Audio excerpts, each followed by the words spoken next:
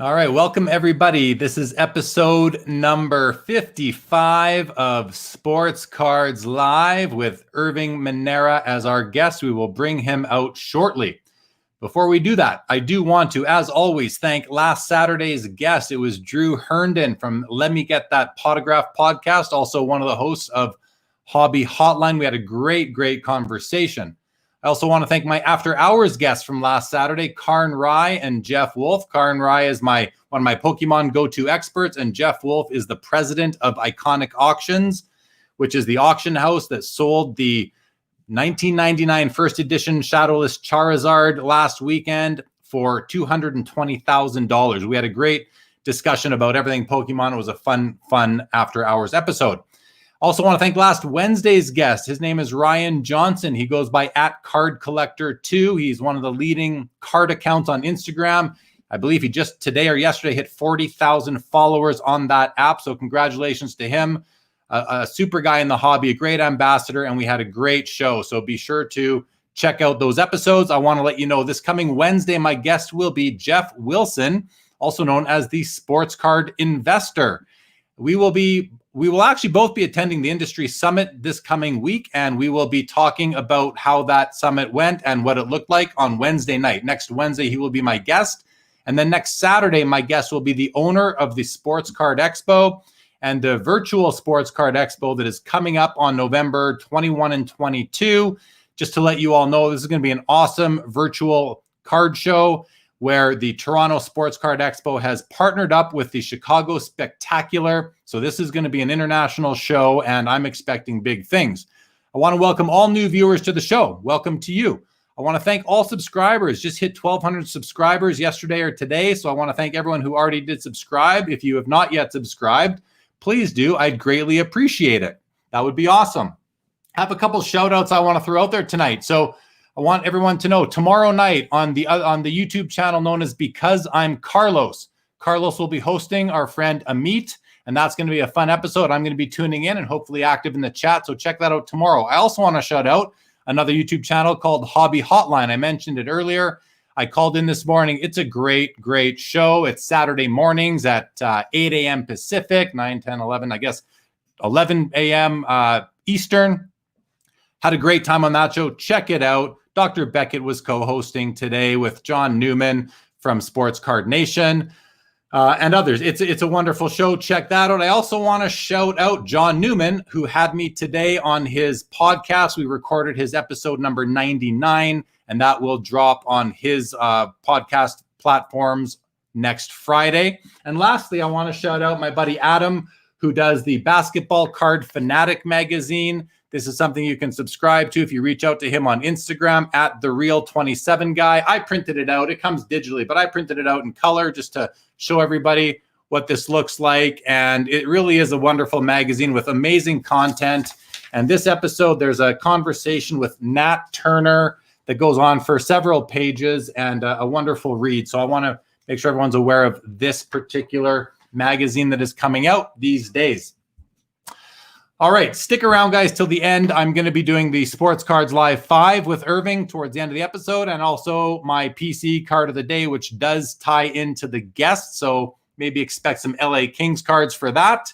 Also, following Sports Cards Live tonight, I know lots of opening discussion tonight. Following Sports Cards Live tonight at 9:30 Pacific, 12:30 a.m. Eastern, I will be back for another episode of After Hours. My guest will be Dustin, the personal finance dad from YouTube, a wonderful guest. I've had him on the show before, and I'm going to be opening up on that show this package I received from ComC a couple days ago. I have resisted the urge to open it. It's a 33 card mail day, and I will be opening that up live on After Hours later on tonight. All right, guys, if you're new again, your comments, your questions are in play. Put them in there, whether you're watching on YouTube or Facebook, and we will get to as many of them as we possibly can. I see they're starting to flow in. I greatly appreciate that. Let's get to tonight's guest, all right? Tonight's guest, as a kid, he rode his bike to buy baseball cards in the late 80s. He took a break and he returned in 2008 when his brother introduced him to group breaks. He loved it so much, he wanted to do it himself. He cut his teeth working with a few other breakers and went out on his own in 2014 with Menera sports cards. He collects everything from Tom Brady to bench warmers, UFC to Jackie Robinson. He's a fan of the LA Kings, the LA Dodgers, and he is from Los Angeles, California. Let's bring him out. Irving MInera, welcome to episode 55 of Sports Cards Live. How are you doing tonight, my friend? I'm doing great, Jeremy. How about yourself? I'm doing good tonight too, Irving. Doing good tonight. It's great to have you on the show. It's great to see you. You know, we go back pretty far already, but this is the first time we've collaborated on something like this. So it's great to have you tonight. And we're gonna jump right in with what I call the jump ball question, which for tonight is: tell us out there, you're a group breaker, how hard is it to find product right now for your business? It's getting very hard every day. Essentially, you're getting allocated a certain amount of product, depending on how much you purchase, how much money you spend. And then on top of that, you go back and now you have to buy it at the higher retail price. So it gets hard to get a product at the initial cost. So what do you do as a backup then? Like, I guess my question is, who are you? Do you go through distributors or do you buy from bricks and mortar card shops? Both. I buy through distributor mainly, and then I do have an LCS that I'll go and grab some product every once in a while from him. And are you finding in 2020, based on what's going on in the hobby, that this is the toughest it's ever been for you to find product? It has. 2020 has been very, very hard to get product. Not as much as the previous years, but yeah, definitely the hardest of the past 6 years. Yeah, that's what I've heard. And obviously we know there's issues with people getting product in retail settings and all that sort of thing. So it doesn't surprise me that you're having, more challenges now than you did before. What are you doing, if anything, to fight that challenge or to overcome those challenges? Like, are you just having to be more patient, or are you diversifying and finding other products or other niches within the hobby that you can serve? Definitely being patient, and every once in a while buying at a higher price, but also going off and doing like entertainment cards. So, I'm sitting here on Game of Thrones, Leaf Metal, Pop Century, that's, and also back when I started alone in 2014, I actually started with entertainment cards. I did Sons of Anarchy. I did The Walking Dead, Downton Abbey. We were breaking those boxes, opening them. So, and people liked it. There was some unique cards in there. So you've come full circle then, right? Yeah. Nothing wrong with that. Talking about the Leaf Metal Pop Century, I was watching you break some of that last night, and while I was watching, you opened up a John Travolta autograph and an Oscar Nunez autograph, the character from The Office, which I love. I love The Office, one of my favorite, if not my favorite show of all time. I gotta say, those cards were beautiful. They really are. And then I went on eBay and I looked at other Pop Century just to see what other actors or actresses got a card in the memorable roles, I think it was, subset. Okay. Just to see if it was something that I might want to chase. And I got to say, the product that you opened last night is far and away the nicest product I've seen, that I saw, of other cards of that brand that were on eBay. What do you think of the current issue? Is it one of the nicer ones you've seen, or is that just me? And I don't have a lot of experience seeing it, so. Their metal brand is usually pretty nice because it's chromish kind of looking. You got different colors of refractors, and usually a lot of numbered cards are in the boxes. So you don't open up a box and get one. You'll usually get 2 or 3 numbered autographs. I think in this one, every autograph is numbered either to 99 or less. But any Leaf Metal baseball, Leaf Metal football, Pop Century, and I think they've done one other, and it's really, I like it. I like the shininess of the cards. Yeah, man. It seemed like every card you pulled last night was numbered out of 7 or 15 or 35. I don't think I saw you pull anything that was numbered out of a higher than 35, but you might have. Okay, man, let's get to some of the comments. I want to welcome the viewers to the show, and then we're going to jump in and you're going to give us a bit of a history of group breaking. I think it's really interesting. So an old buddy of yours, Nick Martino, says, from one OG to another, I love you, Irv. And then Amish Dave Archer, one of my favorite viewers, says, facial hair equals sex appeal. I love you, Irving. Man, people love this guy. If you're a regular viewer of Sports Cards Live, I want you to know that by the end of this show, I want you to love Irving as well. All right. Mike from Absolute Authentic says, good evening. Good evening, Mike. Good evening, Paul. Good evening, Carlos. I mentioned, guys, check out his channel and check it out tomorrow night, especially with my buddy and our buddy Amit will be on. Legion, welcome to the show. As always, Jeff Thompson says, okay, Jeff, this is a great question. Jeff says, please explain breaking. As a veteran collector, it's one thing I haven't got into because I don't understand it. I have a limited budget. How would that limit me?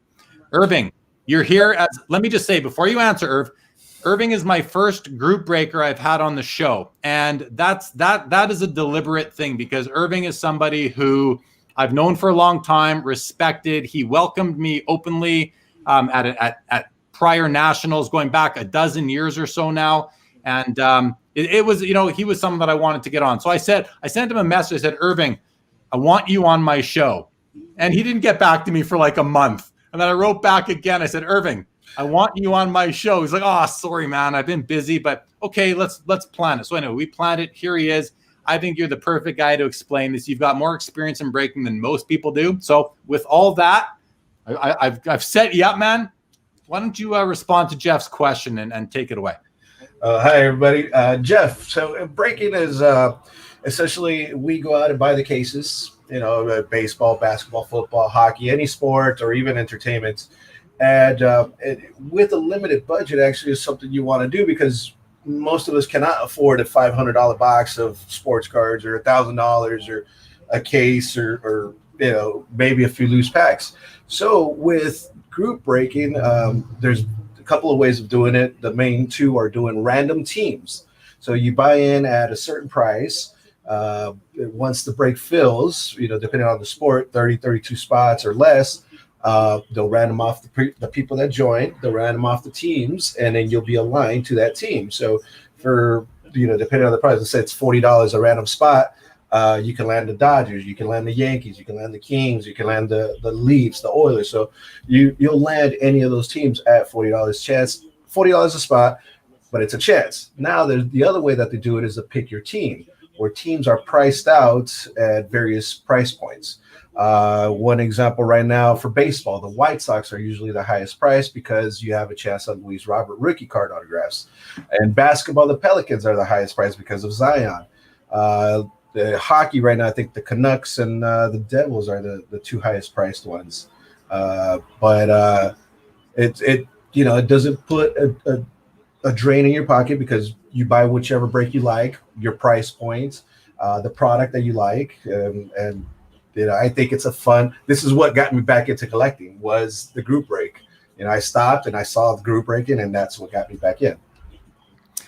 Yeah, it's something that, you know, I think everybody's tried it by now at some point or another, and it's a lot of action. It's a lot of fun. There's a bit of a gamble involved because you might come away, depending on the product, you can come away with nothing, or you can come away with great stuff. And the price of the teams change every year based on the hits for that team, based on who the rookie class. Usually the team with the best rookies will cost the most in a team select versus a random. It's just averaged. And if you're lucky enough to get that best team, you get lucky. And if you end up with the team with the worst hits, that's just luck of the draw.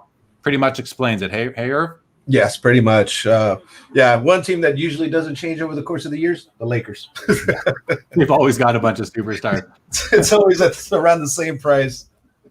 Right on. Martin Ray says hello to Irv, anonymous Facebook user. I mean, I feel it's the same people every time because you're a member of the Sports Cards Live Facebook group, but welcome to the show.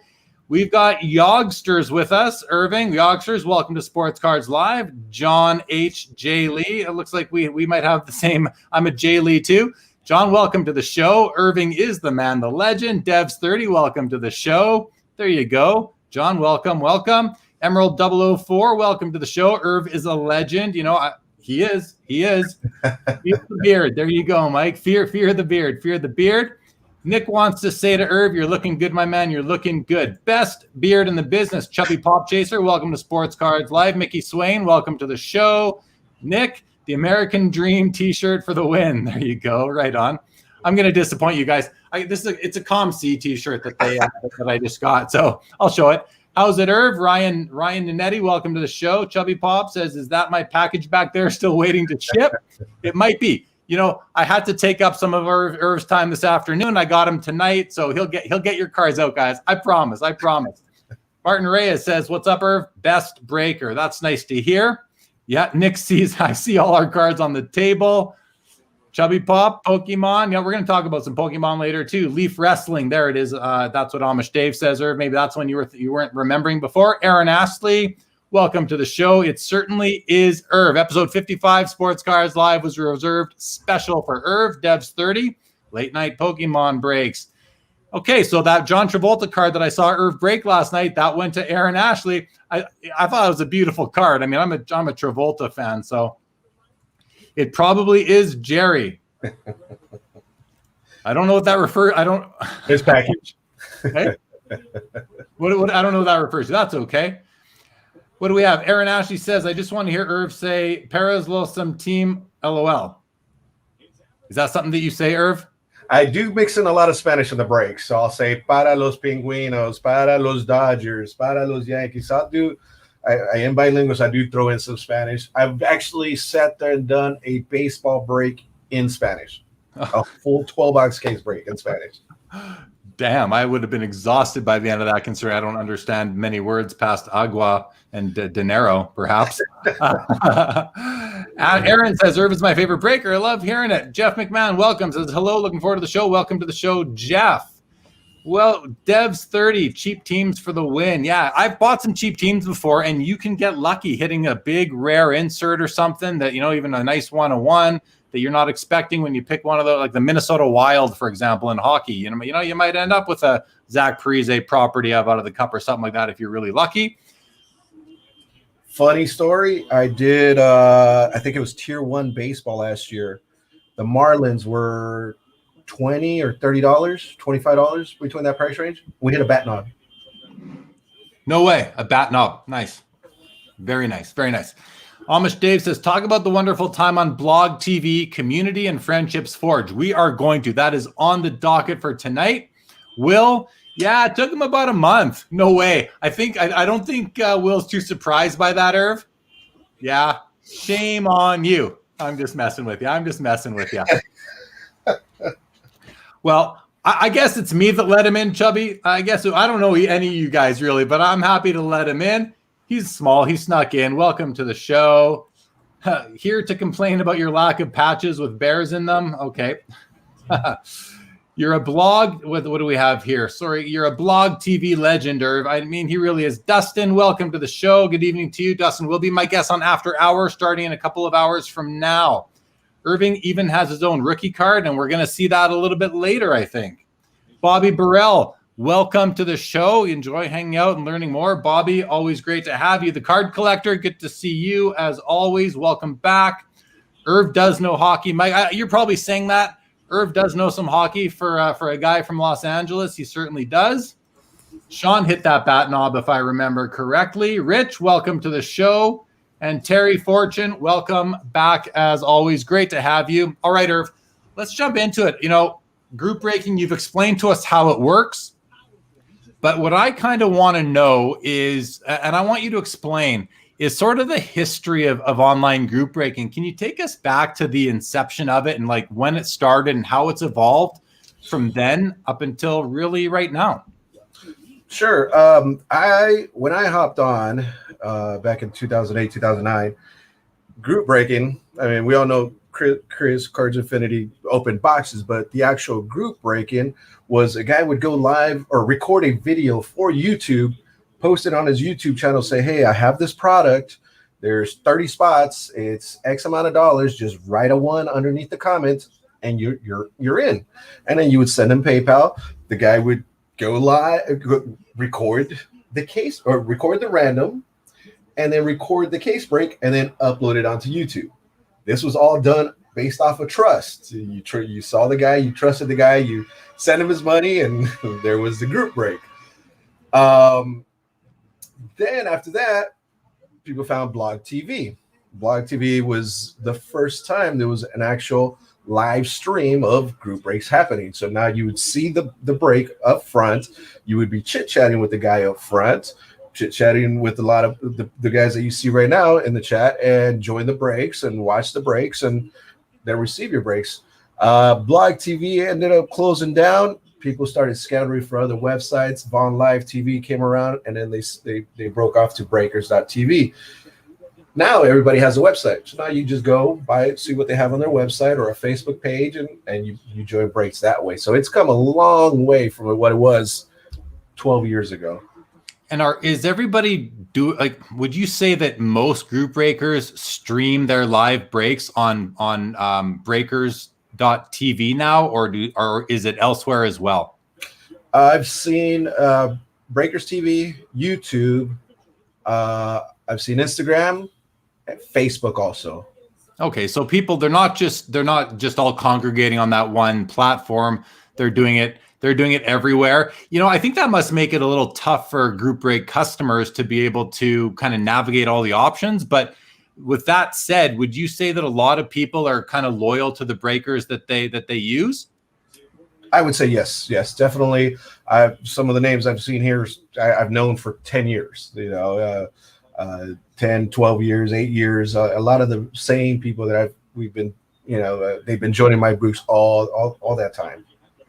Yeah. Okay. That makes sense. I mean, just like anything, you build a brand. I love your brand, by the way, home of the mustache breaks. I mean, when I first met you, and up until really recently, that there was no beard, but you had the mustache that this guy here, right, coming out with the swirls. We're gonna see a picture on some piece of ID here. Yes. Let's see. This is gonna be great, guys. There it is. Yes, that's the Irving that I remember. Oh, perfectly. That's the Irving I remember originally. So, you build a brand, you attract customers, and they stick with you. Do you find that people who buy into group breaks regularly, are there guys that are buying in night after night after night? And are there also people that just show up once a week, once a month? Describe the customers to us a little bit. Yeah, you do have your regulars that join night after night after night. They might not like that sport, but they are having fun with you, and they just want to join in and see you open cards and have you converse with them, and they'll join. So they'll join night after night after night.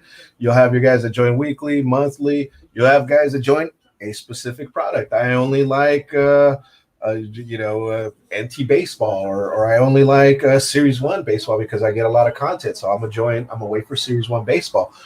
So you have guys that join specific breaks. You got guys that join every break, and you guys join that, just want to have fun that night. Yeah. So if somebody watching right now decided, hey, I want to give this a shot, I saw Irving on Sports Cards Live, I'm going to go do it. Where do they go to find you so they could actually buy into a break and give it a shot? YouTube channel is down below. It says Menera Sports Cards, so you can subscribe on there. The website is the same name, www.menerasportscards.com. And I do have a Facebook group where I post everything, and a Facebook page where everything gets posted. So you'll be notified ahead of time. Usually try to do 30-minute, window when I post the breaks on the website. And do the breaks fill up really fast, or I guess, what would you say the average fill time is from when you post a break until it fills? Now, I would have to assume that if it's a hot product, it's instant. Do some take a really long time? Do some just never fill? Does that happen often?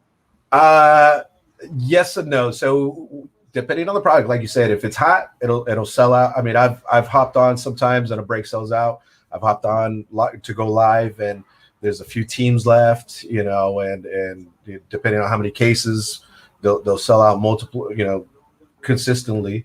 I've had a breakup, takes a week to fill, because it's lost interest, or it's like we go back to, I bought it at a higher price. The team's got to go higher. So,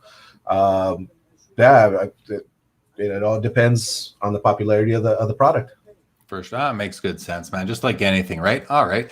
Dominic says it's good also when you almost sure a big card never came out of the pack yet, so you can spot all the breaks of a certain product. I think what he's saying there, and you can correct me if I'm wrong, but I think what he's saying is that if you are looking for a certain card out of a product and you go around to all these different breaker channels and watch them, you can actually kind of keep on top of what's been released into the wild from these products and not, and maybe have an idea if you still want to buy that product, because from what you've seen, the card or one of the cards you're interested in hasn't been pulled.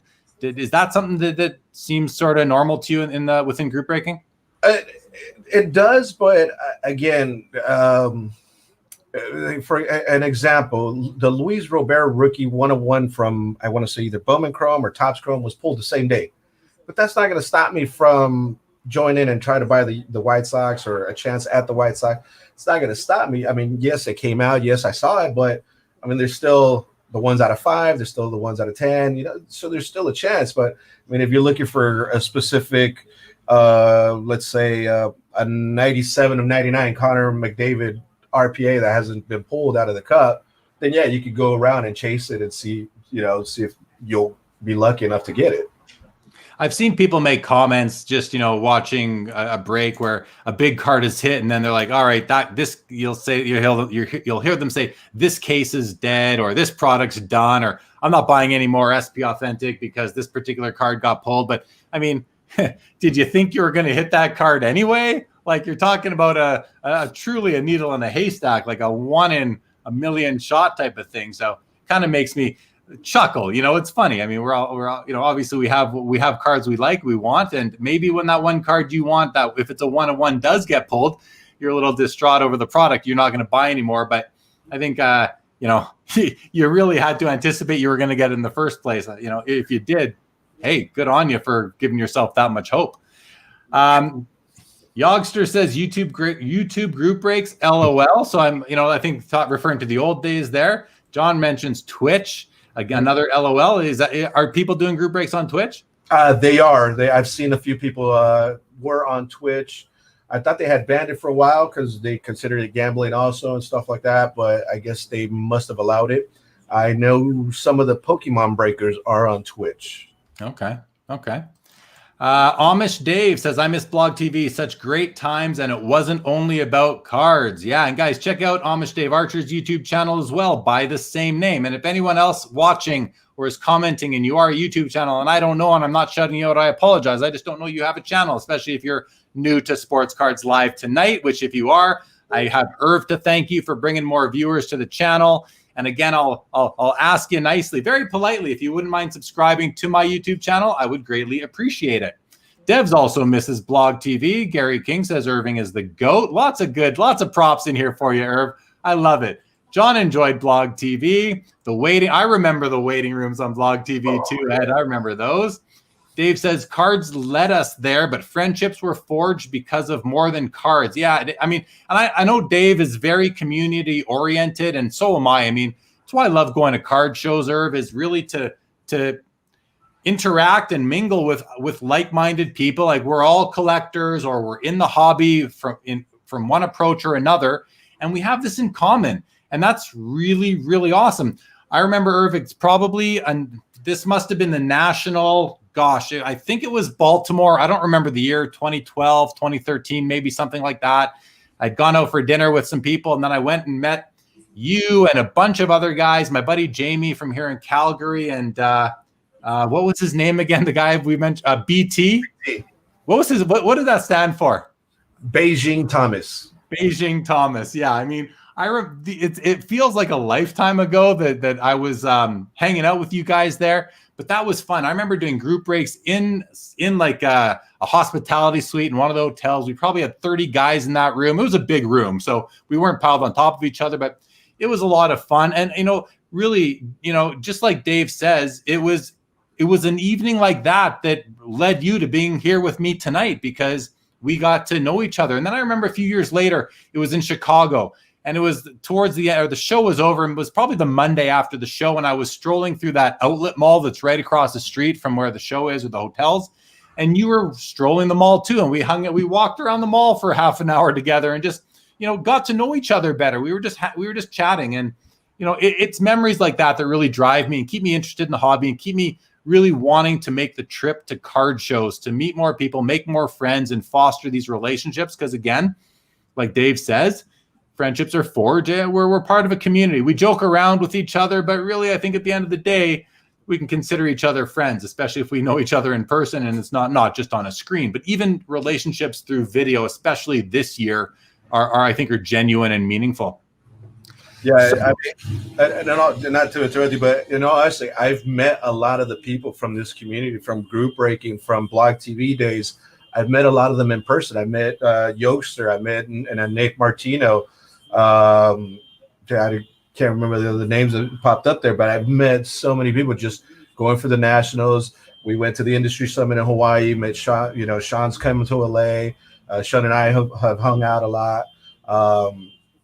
But yeah, doing this, I've gotten to meet so many great people, and it's not just about the cards. I'll go to their town and we'll go have a drink. I'll have a bite to eat. We'll hang out. Chubby Pop Chaser when it was an Ace in Atlantic City, he drove me from Atlantic City to Philadelphia because I was going to spend the night out there, and we went and had Gino's and Pat's cheesesteaks out there. So you do not only the cards, but you do forge friendships like Dev says. Yeah, you're going for beers after the show. You're dining together. Sometimes you're sharing hotel rooms. You're doing whatever you got to do, right? Sometimes, especially with the National, when those hotel rooms sell out so fast, it's like if you miss out, next thing you know, you're on the horn trying to find someone who doesn't mind letting you bunk with them, right? Jamie's had to do that once in Chicago with me. Yeah, I bet. Martin Reyes says here 8 years. There you go. John Lee, Pringles. Are you snacking on some Pringles there? The mustache. Stash. There you go. Dougie Ma loves Irv. I love to see that. The mustache. That mustache looks hand drawn on the license. It was so perfect. Hey, so perfect. I think Gary King was giving you a good chuckle over that as well. Nick Martino says shaved that bad boy off live. Oh, did you? Yes, I did. Wow. 4 years ago, I want to say. That is bold. I like this. Dev says I send too much money to Irving. Right? If you love cards, your money's going somewhere. Why not go to Irv? Mickey says, I am very loyal to Irv's breaks. He says he will release my wife and kids soon. Dave, Irving is a personable, down-to-earth guy. That's why so many folks love him and stick with him. That's important to be genuine and to be honest and have integrity in what you're doing. That's going to go a very, very long way for sure. I like this. I'll take the Seahawks in this break. No break here tonight, guys. No break here. Sorry, everybody. Wow, BT. Is that a blast from the past for you? A lot of people knew BT, I guess. Mr. Nice Guy. That rat's right. I remember that now. Yeah, legends are dropping. Poor BT. I wonder why. I haven't seen or heard from him in probably 5 years, but I forget the last time I saw him must have been at a card show. Oh, Nick Martino. I'm going to text BT right now. Been 10 years. Yeah, tell him to tune in. It'd be great to have him on. Have him, come in, make some comments, say hello. Colin Murray, welcome to the show. Every Amish Dave remembers BT. Look at that. That's so funny. Get him in here. Right on.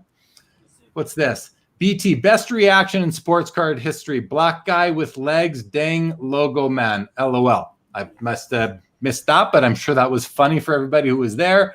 Irving is awesome. He visited me in Fresno, and we went to a Metallica concert. Right? There you go. I met Irv because he had to hand deliver a card to me. Perfect. I mean, yeah, okay. You guys love Irv. That's great. I love it when I bring a guest on and the viewers are right into it. So that's awesome. Nick says, this is making me feel like the good old blog days. Thanks. Great time. Yeah. Right. The biggest thing, Nick, in this hobby, the reason why we love the hobby, I believe, is nostalgia, right? It brings us back. That's why we love these cards. But right now we're getting nostalgic over just, the people that we know in the hobby. And to me, that's smile worthy for sure. Glad you brought that up. What does this say? In search, John. I can't remember the year, but BT broke a case, did a group break of NT basketball. He did end up pulling a logo man, which was Luol Deng, but normally an NT break takes you 15 minutes. It took BT 30 minutes to break open 4 boxes. Okay. Let's see. Cardboard Nostalgia. Billy says, do you ever have offers to buy big hits you've pulled in your breaks, or do you ever make offers to buy cards from your customers? Great question. I personally, I have traded, or I have given website credit to people. It's not a big card. I think I traded No, he's not in here. We did Flawless Baseball, referring to Jackie Robinson. And we pulled a Jackie Robinson relic card, and I had a Eloy Jimenez, one of his elite autographs here. It was graded 9.5. I said, hey, I'd love the Jackie Robinson. He goes, well, you have that Eloy, let's trade. And we traded, and now I have the Jackie Robinson in my collection. So I'll do that with certain cards that I like or whatnot. But by and back, like I said, I'll offer website credit, nothing on the high end. I did have, I want to say it's either 13-14 or 14-15 flawless, 13-14 flawless. We were doing a random card break. So it was 10 spots. You jumped in and we opened up the briefcase and you would land one of the cards. When we did it, we pulled a LeBron James 1-of-1 with the little diamond piece in it. Somebody else offered that guy $5,000 for the card on the spot. It sold. Of course, yeah. That's a great question. I'm glad Billy asked it because I was kind of wondering the same thing. Even watching the break last night, I thought, man, I wouldn't mind grabbing that John Travolta autograph or that Oscar Nunez. Now I wasn't not. I don't know how serious I was, but I was wondering, like, could I just put a comment in and say, hey, is that available? Or, is that something, do you encourage that kind of activity in the chat within your channel? Yes. Why not? I mean, especially if I have the card here on the hand, I can automatically ship it to you instead of having, me ship it to him ship it to you. It's a longer wait time. So yeah, I always encourage it. If you find a buyer or you want to sell the card, I've seen people say, hey, anybody looking to buy the card I just pulled, or I'm interested in that card. I mean, I've seen it happen many times, and yeah, why not? Why miss out on it, or why wait another 2 weeks till you get it? So on the spot, buy it. Yeah, I would definitely recommend it. And then you can ship it to the buyer, and you save a lot of hassle, right? Yeah, and you're saving the whole system money that way because you're just less shipping, really. So makes sense to me. Woods 103 says we met Irv. We met because Irv told you about our shop. Yes, you went to Podesta. I mean, so that's a great story. I'll tell it quick. So first of all, I was in Palm Springs. I had to go to Palm Springs for a wedding in March, and I got back. I'm in Canada, guys, so I got back up to Canada basically March the 8th of this year. I think everything shut down like 2 weeks later. So luckily my cousin's wedding was just before the shutdown. And I'm in Palm Springs for about a week, and I got to find a card shop. So I turned to guys I know that live in the area, and yeah, Irv mentioned KT Authentics, and I drove down there and I hung out. I wish I would have known you'd be in the room right now, because I would have known your name off the top of my head, and I would have maybe been able to share the picture I took of us together. So, but yeah, I had a great time hanging out with those guys. Bought a couple of, yeah. He wants to be, and so Jeff wants to hop on later on if you want to add him. Jeff said he would be more than happy to hop on the show also. We could definitely accommodate that. Yeah, for sure. I just need to send him the same code I sent you, which brings people into the studio. But another show. Oh, okay, for sure. Okay, sounds good to me. Yeah, I just want to say that was a really fun experience to go into a card shop where you don't know the guys, but after kind of introducing yourself a little bit and throwing out some names in common that you both know, right away you kind of have that rapport is built. It's almost built by the transitive property, right? A equals B, B equals C, so A must equal C. If Jeremy knows Irv and Irv knows the guys from KT Authentics, then I know the guys from KT Authentics too, and I'm going to kind of trust them a little bit and be happy to deal with them. But I probably spent a good hour and a half in their shop. They were unpacking. They had kind of just moved into this new location, and stuff was everywhere, but did manage to look through a few boxes of some nice cards, found a couple hockey cards to purchase, which was always kind of neat to be able to do, a bit of a novelty when you're down in California from up in Canada. So anyway, I just saw shout out to KT Authentics. I had a great time in the shop. Nice guys there. And I'm really glad to see you here tonight with us watching the show. So welcome. Yoggster says, I remember that NT break now. That's awesome. Garrett wants you to turn off your ceiling fan. But Dev said that you'll become moist if you do. So I'll leave that up to you. There you go. It's very humid over here in LA right now. Oh, that's right. Garrett was in the store too. I bought a Kadri Cup patch, and I bought a second. I also bought I think a Jonathan Taves card of some sort, if I recall. But yeah, I had a great time with you guys. So it's so cool to see you in the room here right now. Welcome to the show, fellas. Global Sports Card Investors. Hey guys, what's your view on the licensing becoming available for the NBA card market? There's kind of an off-topic question, but that's interesting enough. Irv, do you have any thoughts on that? If it becomes available to the other two companies, by all means, do it. Yeah. I think competition is always good because it makes you be better. If I didn't have competition and doing group breaks, I would not try to find different ways, different products, different things to try to do group breaks. If I was the only one doing this, it'd be the same thing over and over. So you try to make sure that you have competition. So who wouldn't want a Topps Chrome NBA card again, or who wouldn't want exquisite basketball again? SP Game Use basketball. So there's so many products we've been missing out over the course of the years because only one company is doing the sports cards, the NBA cards. Yeah, and you know what? With Upper Deck having the autograph rights to Michael Jordan, you got to think that they would love to get a license again to produce NBA cards. I wonder if it's within their means. I wonder if they're going to put out, as much effort. Whenever I talk to the guys at Upper Deck, they always say that whenever a license comes up, they throw their hat in the ring. What that means, I don't know how strong they go after it, but they definitely throw their hat in the ring. Ed jumps in and says Upper Deck made some of the nicest cards. Now, I agree with that, Ed. Like I'm a hockey collector first, but I also collect basketball, football, baseball, and now I've dabbled in Pokemon a little bit. I admit it, I've dabbled in Pokemon, but I dabbled a couple months ago, so I did all right. But we're privileged in hockey. We're fortunate in hockey and spoiled a little bit because number one, the jerseys produce the best patches in all of sports. I don't, maybe racing has more colors, more weirdness to them, but hockey logos and emblems are just stunning looking. And there's so many, you can get so many colors in these things, especially with teams like the Chicago Blackhawks. You can get 7 color patches. You just don't see that in basketball, baseball, football. You're limited to like 2 or 3. So that's one thing. But I agree. Upper Deck does make a beautiful, beautiful card.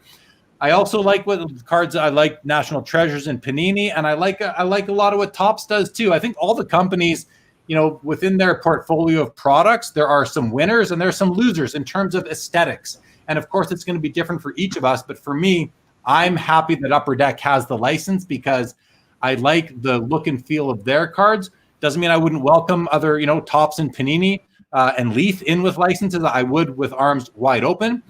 I just don't know that if or when it'll happen in hockey, and then of course in basketball. I know basketball collectors would love to get Upper Deck in there making cards again. So to you guys, I hope that happens one day. Really do. Dev says, I love that the hitless packs live up to their names and keep me hitless. Too funny. Gary King. Okay, so we got a family reunion going on. Hey guys, come on in and enjoy. Billy jumps in and says, has it ever been revealed what kind of money the different leagues are offering to produce trading cards? Never understood the economics behind Upper Deck having a monopoly in the NHL when Topps and Panini exist. Well, I can just say to that, Irv, hold the thought one sec, but I just want to say to that, Cardboard Nostalgia, is that the leagues and the leagues don't want to deal with more than one company is apparently what the situation is. And if it ain't broke, don't fix it sort of thing, even though I like to say if it ain't broke, maybe you can make it better. But if that's their position, that's their position. And who knows what it'll take to change it. Maybe bigger offers or some other force, which I don't know what that would be. But Irv, you were going to jump in with something. I heard the basketball kind of floating in the air. I heard the basketball one was about $20 million. Somewhere around that price range. I am not 100% sure, but somewhere around that price range. I was going to say something back to what you were going to say. Yes, expanding. You got to have it. Yes, it's true. The leagues do not want to deal with more than one company. That's why, for baseball, Panini does MLBPA, and they get their approval to put out the products. what was the other one? I can't remember the other one. I lost my train of thought on that. That's essentially. I heard the basketball license was in the 20 millions. They don't want to deal with that more than one company, and yeah. I mean, and that's the constraint that that is based on really. I have to think it's just uninformed people making decisions for our whole industry, our whole hobby, and everybody involved. If you're the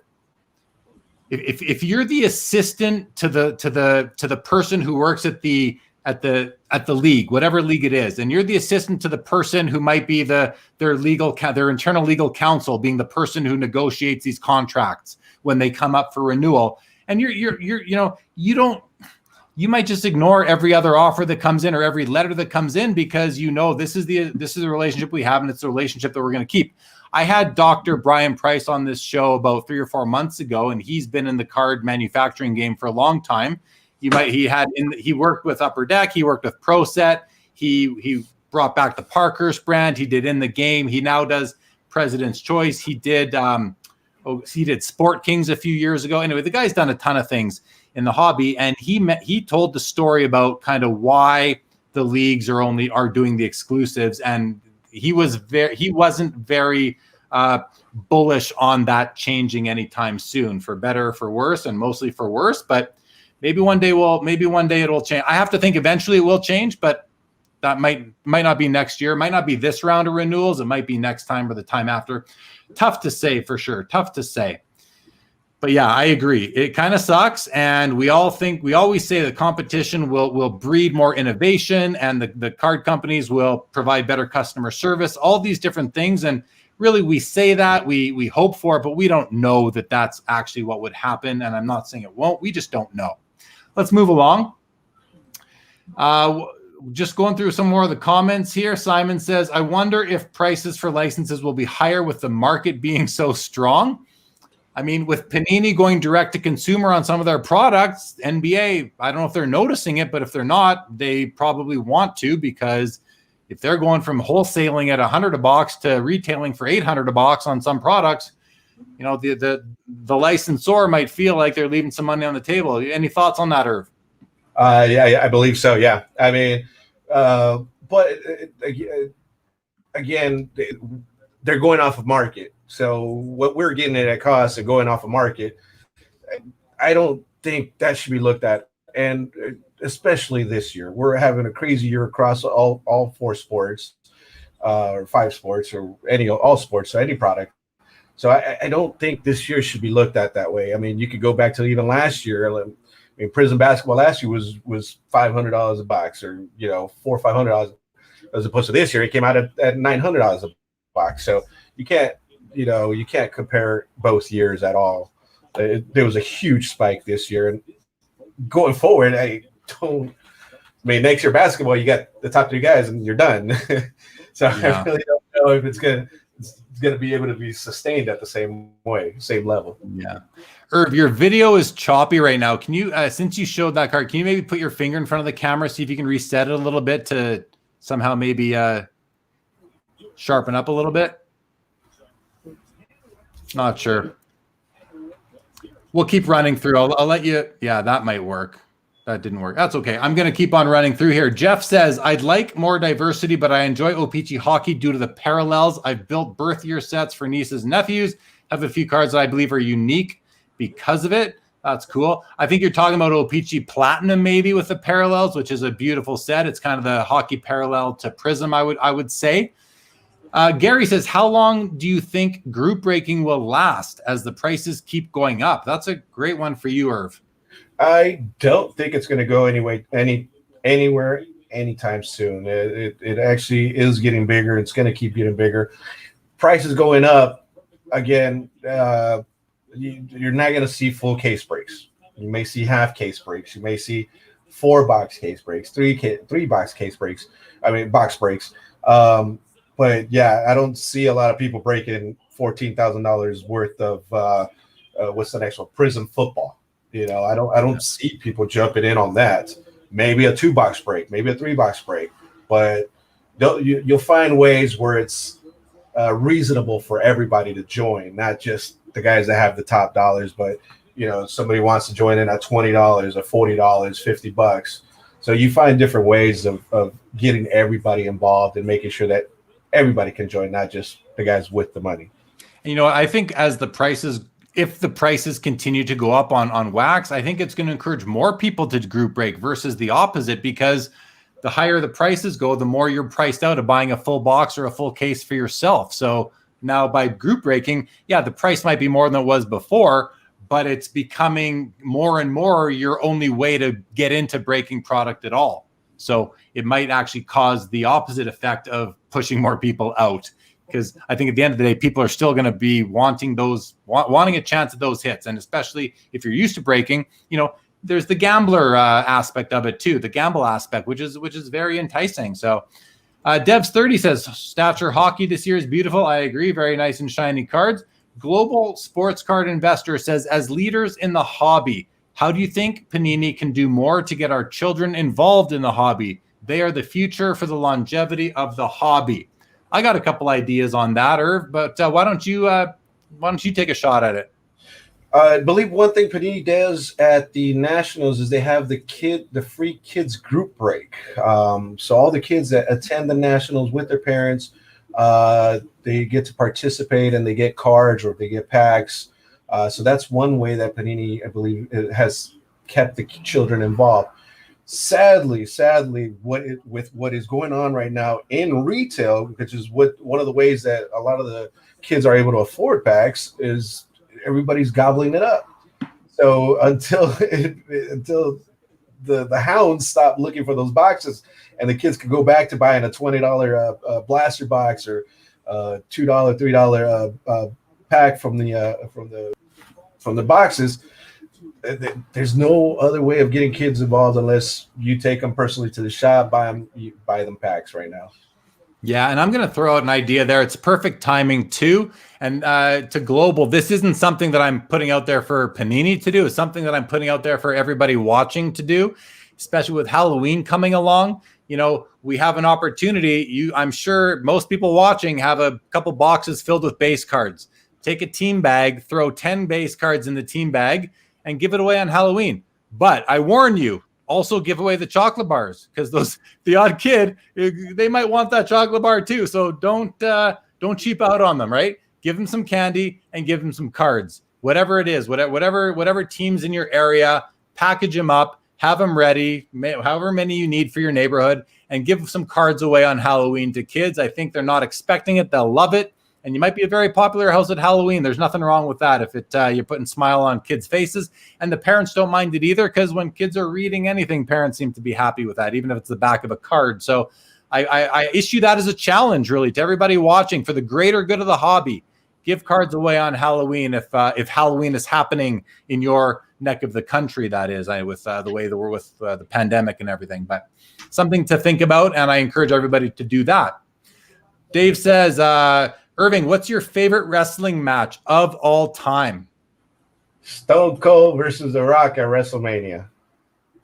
Yeah. Speaking of The Rock, I mean, his rookie card, that football card, like the B, whatever it's called, that card has gone crazy lately. Have you had any experience with his rookie card? I didn't even know. Yeah. I didn't know. It's a perforated card. It's old. But it's like a PSA 9 just sold for like $7,000 or something like that.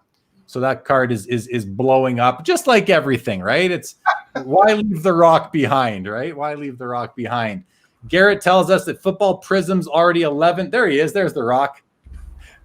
The Football Prism's already $1,100 a box. I mean, wow, that's nuts.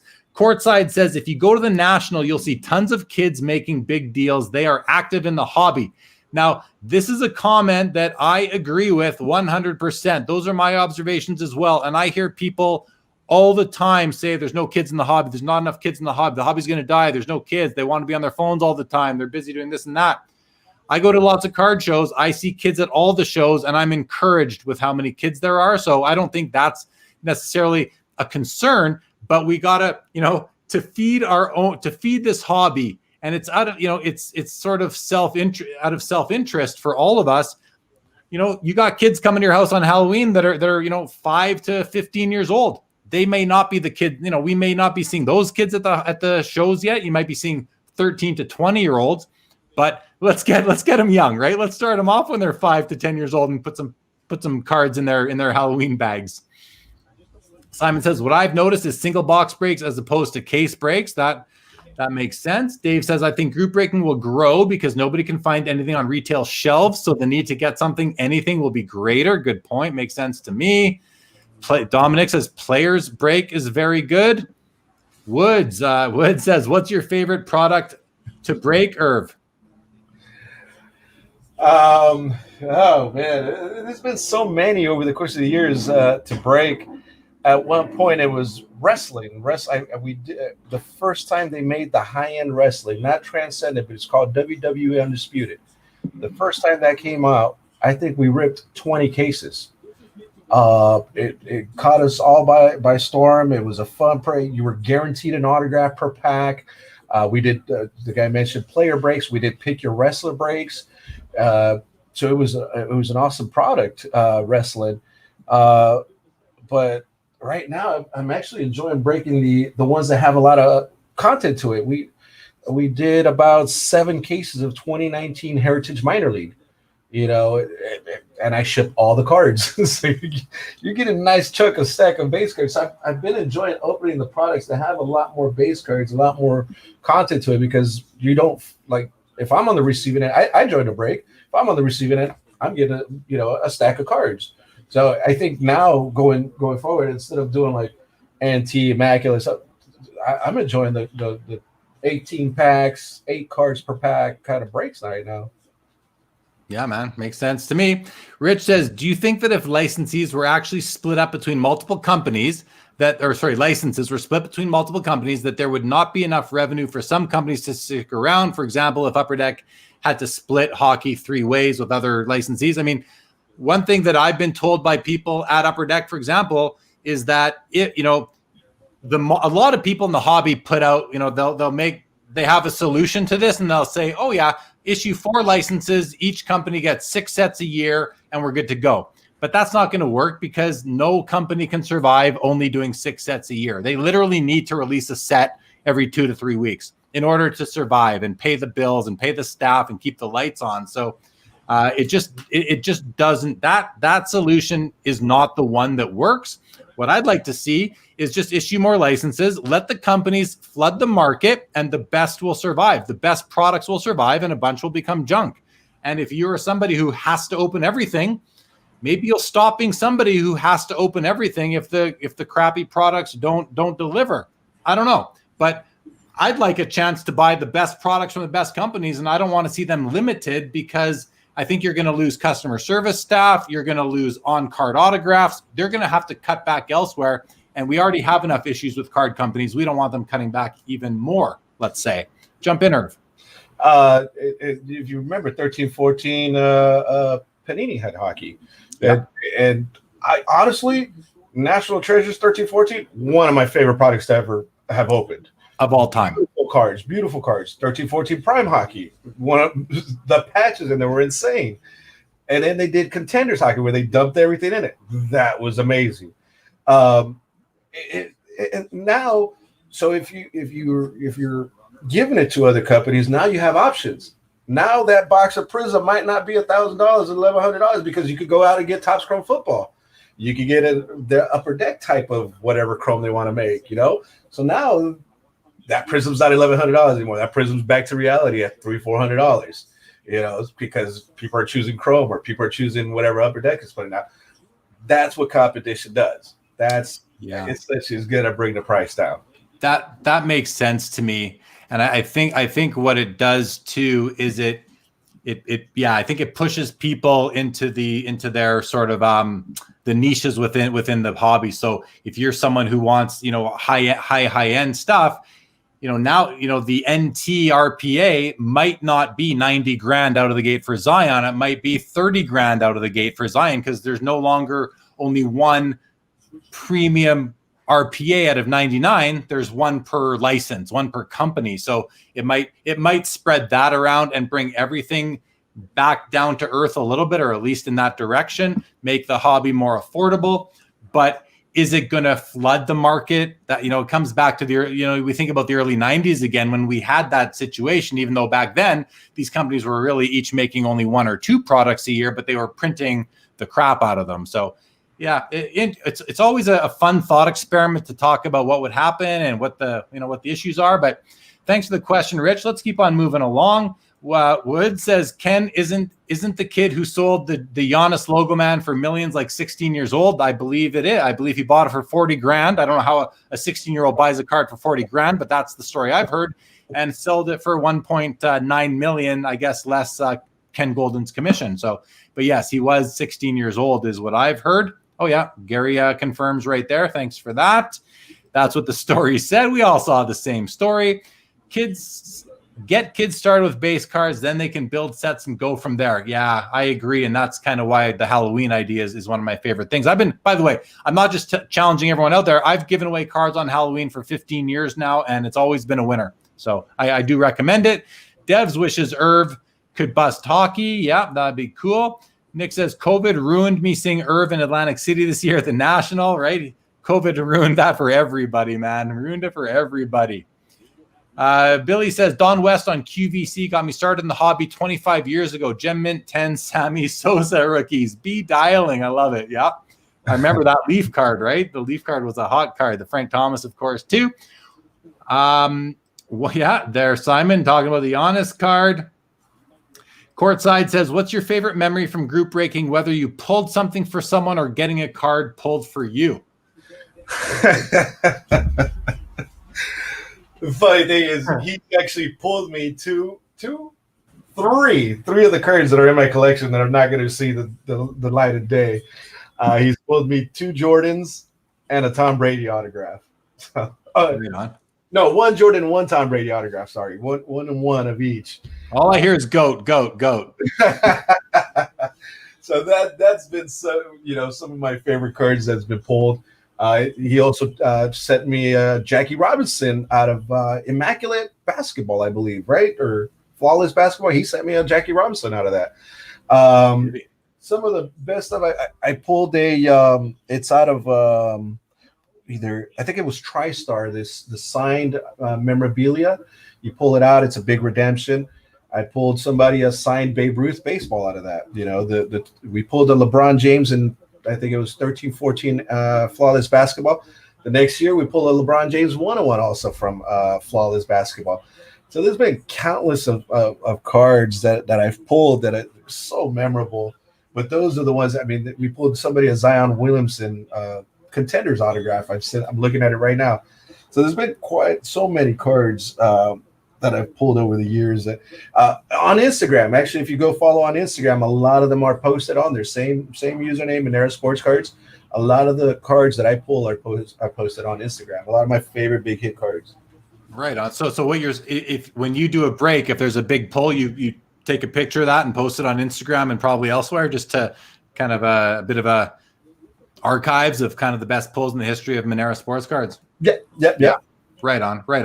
I like this here. Tim says, I feel like a lot of kids will start out with Pokemon cards if all the sports cards are sold out.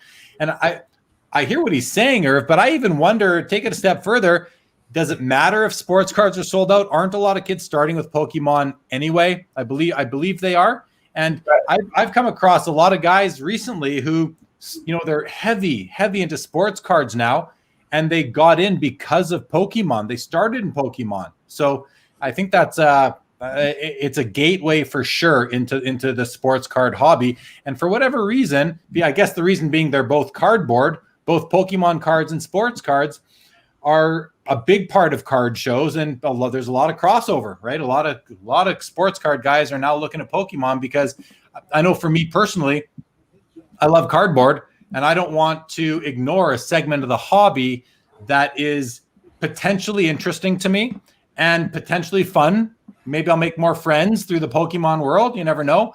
And there's opportunity to invest in something that is of cultural significance, which Pokemon certainly is. It's the biggest IP brand in the world, bigger than Star Wars. It's the biggest thing going. So we can ignore it, but you might be missing opportunities. And if it just doesn't interest you, nothing wrong with that either. You don't have to be interested in it. Just because you collect sports cards doesn't mean that you got to be interested in Pokemon. I'm sure that it's a very minority that is willing to go in that direction. But if you're sort of a savvy investor / collector, you might see some opportunity there. Does that not make sense to you, Irv?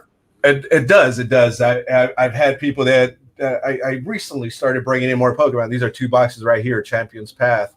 I've had people that they go, I don't know what I'm opening. I just want to hit that card because they've heard of that Charizard that's going for a couple $100, or I'm looking for that card. Or so I same thing. And then you have the people that, oh yes, I do like Pokemon, or I'm saving Pokemon or I'm getting it for my kid. He enjoys Pokemon. I have one customer in Florida.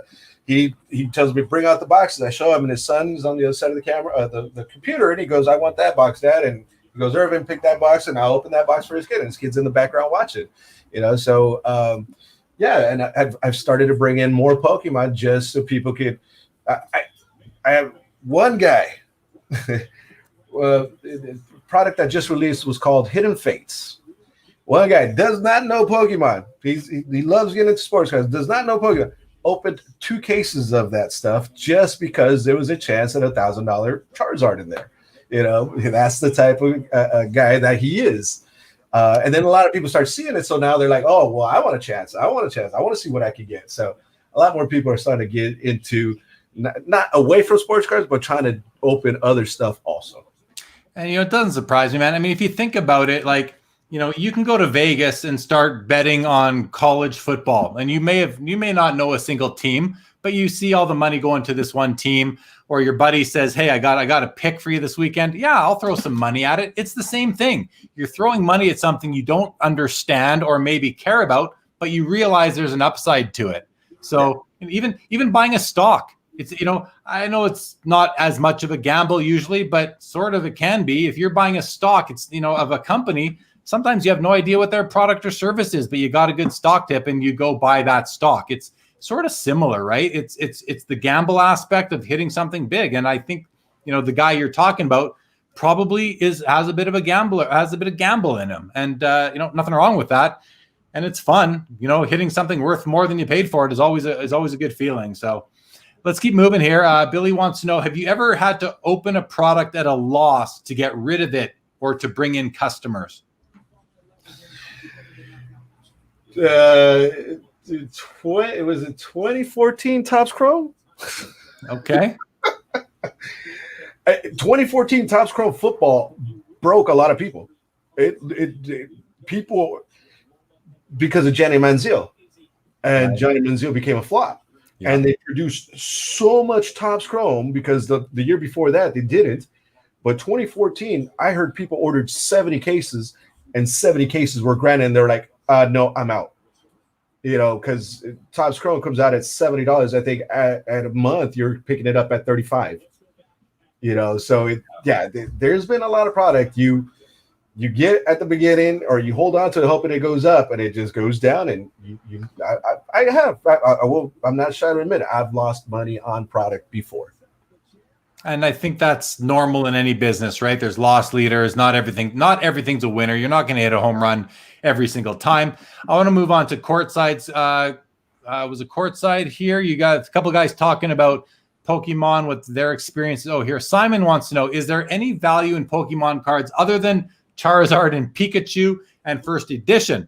I mean, I can take that briefly for you and say that if you just look on eBay right now, and I've been watching, it's much more than Charizard, and Pikachu's not even in the top 10. I mean, it's Blastoise and Venusaur and all sorts of first offerings from different product. That's a Charizard though, isn't it? That is a shiny Charizard that just came out of one of the recent products, Champion's Path. He is the main character that everybody chases, but there are other valuable cards in Pokemon aside from Charizard. And there's more than just the first edition, original 1999. That's called the Pokemon game. If you look at like a PSA flip, what it says. But if there's the fossil product. I'm new, so I'm no expert by any means. But there are more. There are other good cards that sell for now thousands and thousands of dollars that are in products that came out after that original first edition product. That's for sure. Okay, man, let's move on a little bit here. We were going to talk about life as a breaker. I want just take a couple minutes. Tell us what your life is like as a full-time group breaker, Irv. It's a lot of phone calls, a lot of text messages, a lot of Facebook messages, a lot of Facebook posts. It's a lot of time out of your hands. We were talking about this earlier. I've missed family parties. I've missed family functions. I've usually have a social life after midnight.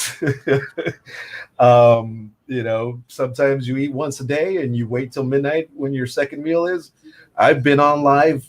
I think we've seen the sun come out before. I've gone 14 hours live, 12 hours live. It consumes a lot of your time, and you got to step away every once in a while and recoup and get your energy back and come back at it. We were also talking about kind of sacrifices that we make in the hobby, not just as a group breaker, but all of us, right? We all put time into the hobby. A lot of that time is spent looking at our phones or our computers, because that's where we hobby a lot of the time. And so tell us a little bit about some of the sacrifices that you think you've made, Irv, aside from, staying up all night to, pulling an all-nighter to go live and maybe sell through a product or that. But how has it affected your life, to the extent you're willing to disclose this in front of an audience? A lot of people know I got married in 2011. I got divorced in 2014 because this is what I decided to do. I decided to do group breaks full time, and most of my time was concentrated on, going live, building the website, trying to sell group breaks. Spending X amount of time. I was working still at the hobby shop in Orange County. I was still working there, and so I'd go work, drive over here, go live, and she'd be at home cooking, and it's like, you don't spend time with me. You're concentrated on your business, and this and that. So, I mean, at the end of I think I told you, she bounced on the day of the Mayweather Pacquiao fight. Yeah, I still remember that day. But yeah, as Carvin says, many breakers have gotten divorced by their wives because you focus on this a lot, and especially if you're doing it by yourself. This consumes you a lot. Yeah. Want to welcome Carvin to the show. Good to see you, buddy. Devs, I like this. He says, I've gone to bed on the East Coast with Irv live and woke up in the morning to him still breaking cards. I mean, that's commitment, man. But let's face it, it's fun, right? Being live is fun. Talking to people is fun. Opening cards is fun. So it's like, but the sacrifices that you've made and, the life changes because of the hobby. I mean, it's significant. It's significant. I spend a lot of time doing this show. I do 3 episodes a week, Wednesday, Saturday, and then a late Saturday night show. But I do everything after my kids have gone to bed. My wife's sleeping basically, by the time I do this. She watches whatever she watches on TV while I'm down here doing this. So but what I have sacrificed, I suppose you could say, is my Friday night poker game. I haven't been doing that lately because I'm busy planning my shows. But the other thing though is that it's kind of the opposite of a sacrifice during the pandemic, because this show was born out of the pandemic, really, because I was like, okay, I've got time on my hands now. I wanted to come out of this with something to show for it, and I chose that to be a live stream, hobby content kind of show. So I'm happy with the way it's gone for me, but I do understand that we do make sacrifices, and not only that, like opportunity cost. And it's funny. It's really funny, man. Like, I got to fix a window in my house. It's going to cost me $400. I'm bummed about that. I mean, that's $400 that I could have spent on a card. Meanwhile, I'll go put $400 on a card. Like, I don't even think about it. I just do it. It's like, so it just happens, right? Like but that's how many other opportunities to invest or to buy other things or to, I mean, it doesn't really make sense, but to buy a nicer car or a bigger house or nicer clothes or whatever it might be, even go on vacations. I used to say to myself, I'm not going to spend $3,000 to go to Mexico for a week. I got nothing to show for it after. I can go buy a card, and that card might go up in value. I'm going to have way more to show for it. And then I realized, well, experiences are important too, right? But I'm cards first. Like, it's just in me. So anyway, sorry to go off on that little rant there. We have some more comments coming in. Sean wants to know, Sean Robb, welcome. He says, what are some things you do to reduce postal and fraud loss when sending out the group break hits? There hasn't been many. Again, the people that that joined my group breaks, they've been around forever. They've been around for a long time. They've been around since I started, even before I started. And then they tell other people. So they're telling their friends, which now, hey, Nick sent me, or Gary sent me, Sean sent me, so now they sent them. I trust them because they have, hey, Sean, your friend joined, he's telling me he lost his pack, or he didn't get his package, can you ask, can you find out, here's the track. So, I mean, very, very rare have I ever had somebody file a claim for a lost package or something like that. Like I said, it's people that have joined a lot. If I lose a card, and we were talking about this, if I lose a card that I sent to somebody and they didn't get it, and somebody else got it, and they're not being honest about it, I make it up to the customer. I say, hey, let me make it up to you. Let me get you a free team in the next break, or let me go find that card. Let me buy it for you. Stuff like that. So very rare. I can't remember the last time I had a chargeback for something. Saying, hey, I never got my package. Can't really. Awesome. Congratulations. That's really great to hear. I'm happy for you on that for sure. Billy says, is there any concern among yourself or other big breakers about the U.S. government cracking down on breaking or regulating it as gambling? Have you heard anything about that at all, Irv, or do you have concerns? There was talks about it. I remember our first industry summit where they set us down. They set us down with everybody that just started breaking, and you can cut the tension in that knife with the butter knife. You can cut the tension with the butter knife in that room. And they were talking about, this might be considered gambling. This is it. I'm not concerned because it's not gambling if you get something. Yeah. Because you're paying for, somebody had said it perfectly, you're paying for something, the perception of value, I think it is. Okay. So if you're paying, I think that's what it's called. So it's something like that, where if I pay $200, they might be worth $200, but I'm not getting $200. But to me, depending on the break, like I said, that's why I'm enjoying more of the more content breaks, because if you pay for something, you want to get something in return.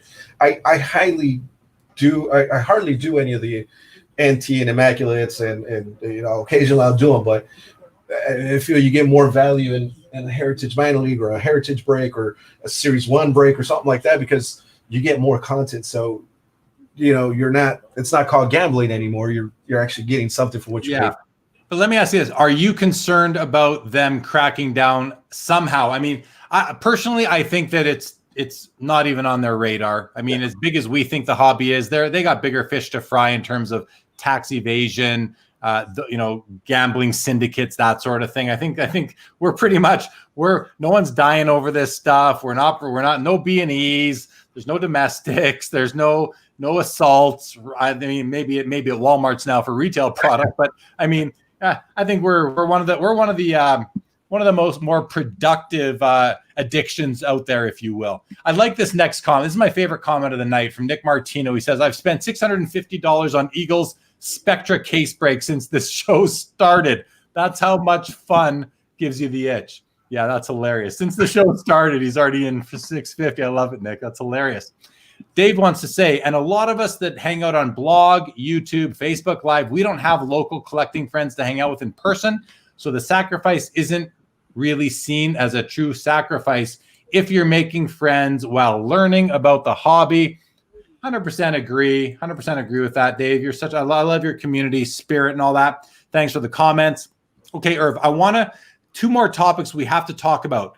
The first one is, and I want to mention so I do my after hours episode. It's coming on in about an hour and 10 minutes from now. I have another guest. He's been in the room tonight. His name is Dustin. He goes by the Personal Finance Dad. And his channel and his videos are about really, the collectibles industry, sports cards mostly. I'd say 90% of what he does is sports cards, but he likes to talk about other collectibles at all. And I mentioned to him that I was having you on the show, and you dabble in other collectibles. And I actually wanted to introduce the two of you because I thought maybe you guys could collaborate a little bit, and you could provide him with some information on collectibles within the hobby. So tell us, with all that out there now, tell us a little bit about kind of the non-sports card items that you do deal with. The other items I've dealt with, and I've gotten a lot of the people that join my breaks into also, are Funko Pops. Little 4-inch figurines made out of vinyl, plastic, whatever you want to call them.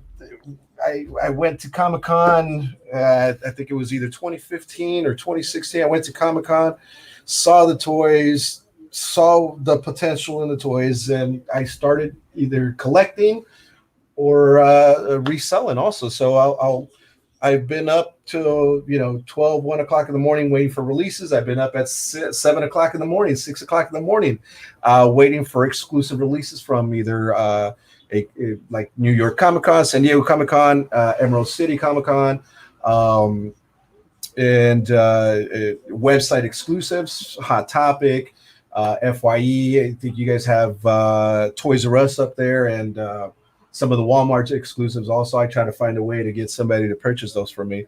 But yeah, definitely, if I have, I think where did I show you the set on my app? 100 and something scanned items. Yeah. I mean, so Funko Pops are what you're doing. I think what I can see here, Irving, is like, I do want you to meet my friend Dustin again, because he's done shows on action figures, video games, that Pokemon, that kind of thing. I don't know that he's ever done one about Funko Pops, and I'm sure he'd be interested. So, I'll introduce you guys or somehow, and perhaps you can do something with him too, because it'd be interesting. And I think a lot of people would be curious to see what's going on in other collectibles as investments. And I think Funko Pops are certainly catching on as something in that category. So might be a good idea. I don't know if you saw this, but this is pretty funny. Nick says, my wife just heard that. Maybe my divorce is next. But cool. These guys are hilarious. He says, Nick, you should have enough cards to offer a good lawyer. It's like Woods is a lawyer, was a lawyer. He accepts cards as a retainer. I love it. Kobe refractors. Yep. He says, yeah, thanks for getting me into Pops and more money spent, Irv. Yeah, no doubt, right? Irv knows my Funko escapades. We ran out of room in the house. Simon says, I've seen Funko Pop breaks with rare limited edition and autoed Pops. So there you go. And Dustin, if you can hear me right now, there's a whole world with these Funko Pops. I'm sure you're aware of them. I don't know if you've done an episode about them, but if you ever do an episode, Irving might be a good source of knowledge for you on those. All right, I wanted to talk about that, Irv, so I'm glad we did. I also want to talk about rookie photo shoots, because these are things that go on in the hobby that, the average collector, we hear about them, we know about them, but we don't know what it actually looks like. You've been to them. You've been to these rookie photo shoots. Can you explain to us sort of how they work, and how do the players, how do they react to these photo shoots? How are they bored? Are they on their phones the whole time? Are they engaged in them? How do they respond to shining sheets and sheets and sheets of stickers? And we'll say goodbye to Woods. Great to have you on the show, man. Good to see you again. How to speak to all that, if you can, Irv, about the photo shoot. The photo shoot, they bring all the rookies to a certain location, and they have them sign and sign and sign and sign and sign. But Panini and GTS do invite us to a little event, and they'll bring the top rookies over. So you'll last year was Kyler Murray, Dwayne Haskins, DK Metcalf, Drew Lock, Greer, and one other person. And they sit them in front of us, and we ask them questions. They give us their honest answers. And to what one question that bugged Kyler Murray a lot was this: if he didn't make it in the NFL, would he go play baseball again? He got annoyed very, very bad. And then we asked him, how do you feel about signing all these stickers? And all of them like, I want to get it out of the way. I want to sign as much as possible this weekend so I can be done with it, not have to sign stickers in the future. Some of them sign whatever they want, and then that's how you get redemptions. They don't sign all their stickers, and now you're waiting a redemption for that defensive lineman that didn't sign the stickers at the rookie photo shoot. I've never been inside where they sign them. I've seen them, walking around in the lobby and stuff like that. But I did attend one of the senior college bowls where we saw Todd Gurley signing his championship 101 contenders rookie ticket. We also saw how they sign the stickers. They just sit there, and it's one sheet. I can't remember how many. They just sit there and sign. And that's how your redemptions get fulfilled.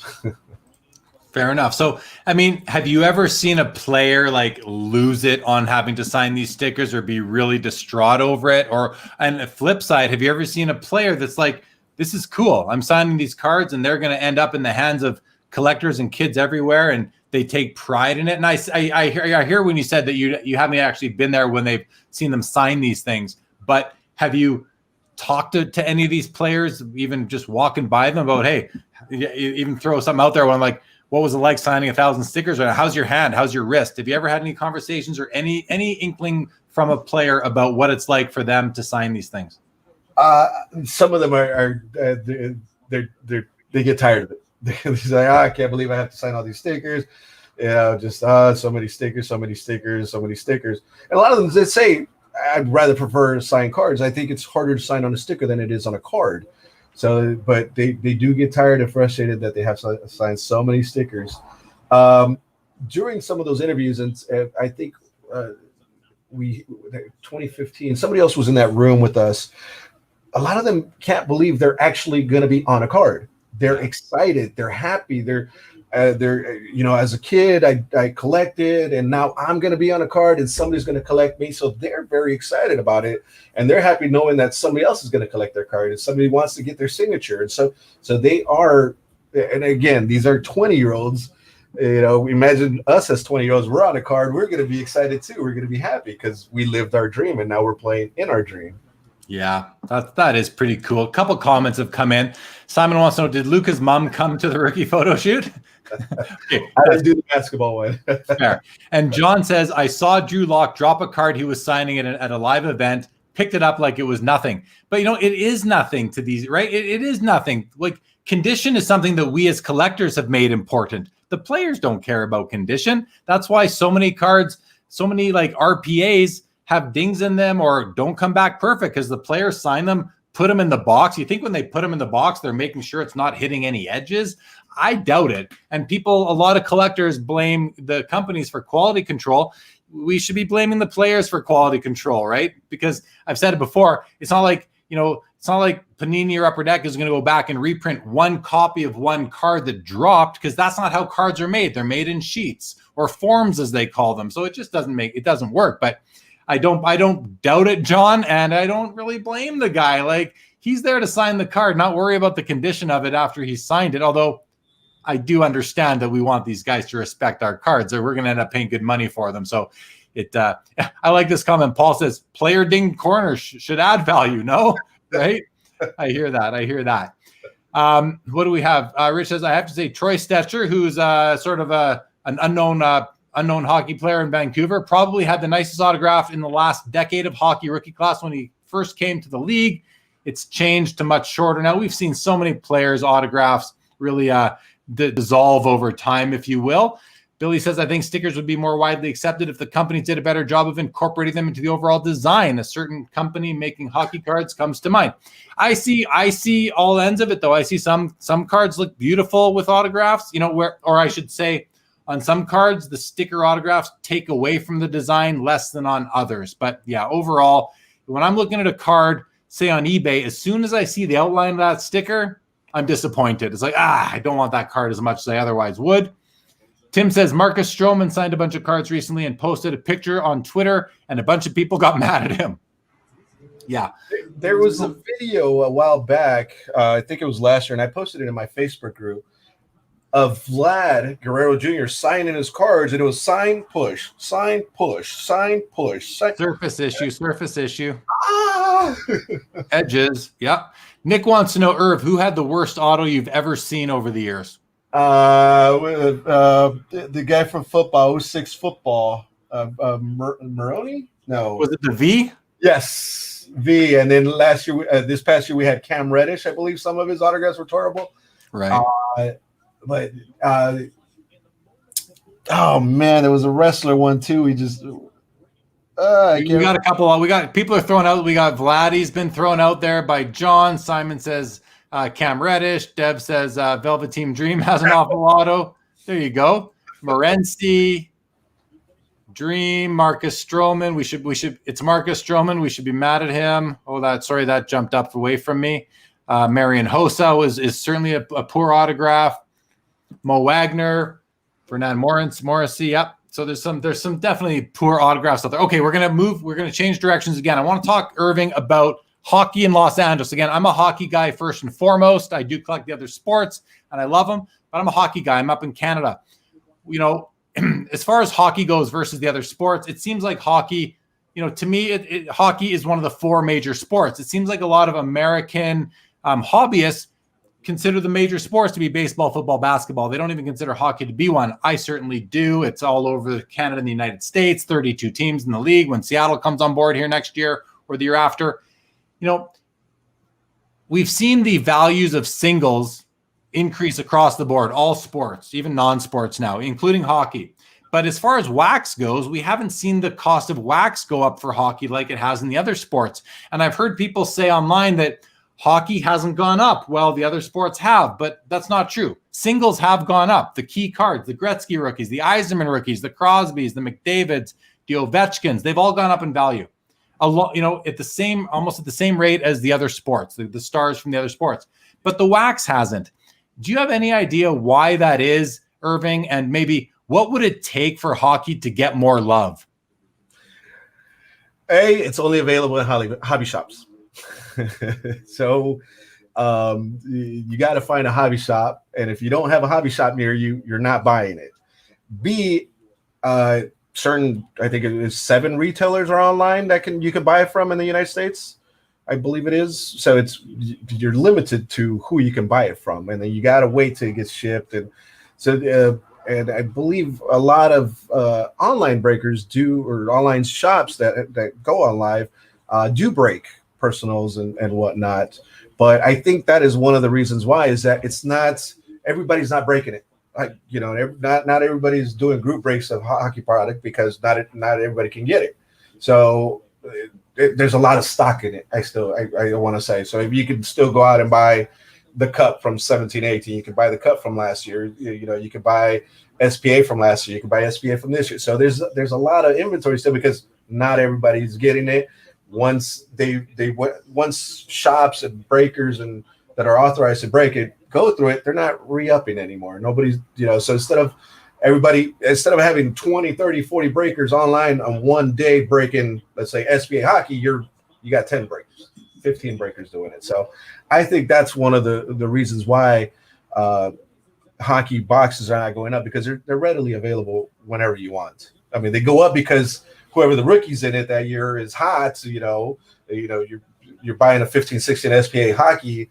It's what, $800 a box or something like that. Whereas opposed to you buying a box of SPA this year, still $200 a box. So that's the only way I see hockey going up is if Upper Deck ever opened the floodgates to everybody, that's the only way I see it. So on the one hand, you say that, you can only get it in hobby shops, but on the other hand, it's widely available. So it sounds to me like it's a distribution issue. I think what you just said. And does that mean that it really falls on Upper Deck as the sole licensee and the ones with the biggest skin in the game, that maybe there's something that they could do to help it get more love, even though I like how Deb says hockey doesn't need more love. I'm happy with the prices staying low. Do you think that it kind of falls on Upper Deck then to change their distribution or their allocation or those strategies? If I could get hockey all the time, I would. But I am not a hobby shop. I'm not an authorized. I could never be an authorized breaker because I don't own a hobby shop. So getting hockey for me is I have to wait 6 months, and who wants products 6 months later, No. So if they ever did decide to open, like I said, if they decided to open that market, there would be a lot more people opening hockey up that don't own hobby shops or can't get their hands on hockey. I mean, how many people don't want to open Series 1 next year, for next year, or how many people don't want to open the Cup this year? So, there's just no way inventory is going to run out of hockey anytime soon. Yeah. No. Okay. Fair enough. I appreciate the insights. UD is missing out on the retail sales aspect, especially in the USA. You might find some loose packs of Series 1 or 2 at Target or Walmart. Panini is everywhere. I think we're talking. You don't agree? No, I've seen tins, and I've seen blaster boxes of Series 1, Series 2, SPA. I've seen those at Target and Walmart. Those usually stand behind. Okay, fair. Emerald says, waiting for the Seattle Kraken, then I will join hockey. Hey, that's good, right? That means that the league expanded into a market that's going to attract at least one more collector, being Emerald 404. So happy to have you. Dave says, I agree with Ken. I don't know the comment, but everyone needs to worry about Bichette, Judge, Soto, and Vlad Jr. Stay away from hockey and those cool 90s hockey inserts. Hilarious. Okay. I think that's good for that topic. Let's move in now, Irving, to the Sports Cards Live 5. This is where we ask you 5 questions. It's not necessarily a speed round, but we'll keep it as quick as we can. So the first question for you, Irving, is what is your favorite card in your personal collection? It can be card or cards. I'm going to start off with this one here. And I don't know if Sean's still watching, but this is a Kobe and LeBron James dual jersey from 2009-2010 SP Game Used. Sean Yoster, he hosted the group break. I had one team. BT had the other team. I won the random. Oh, nice. So that's one of my favorite cards in my collection. The second one is the Tube Trader set that his name is King of Steak made these. I remember King of Steak. Yeah, so he made a Tube Trader edition. This was the debut edition. So if you didn't have any cards before, you were able to be in this set. So this is me and Will Clark Fan 22. A lot of people know him also. So it's one of my other favorite cards in my collection. And then limited logos, Luke Robitaille from the Cup. LA Kings, beautiful card. And that was such a beautiful year of the limited logos. I mean, they're beautiful every year, but that's a really, really nice year for that. That's awesome. And before we go to question 2, I want to thank all the viewers for coming. I want to thank you, Irv, for bringing more viewers to the channel. A lot of names I don't recognize. So I want to thank you all for joining. And if you've enjoyed the show so far, which I think you have, because you've been here for, close to 2 hours already, I will ask you to, hit the thumbs up, the like button. It helps the YouTube algorithm. I don't know what it leads to, but it helps. Maybe it leads to more viewers, more subscribers, which I'm happy to get. I'll ask you to hit the thumbs up. I'll ask you to subscribe to the channel. And I greatly appreciate it. So please do that. Question 2 for you, Irving. What is your biggest kind of want right now in the hobby in terms of a card, but not just the card that you dream about, a card that you think you can actually, that's attainable? The one that's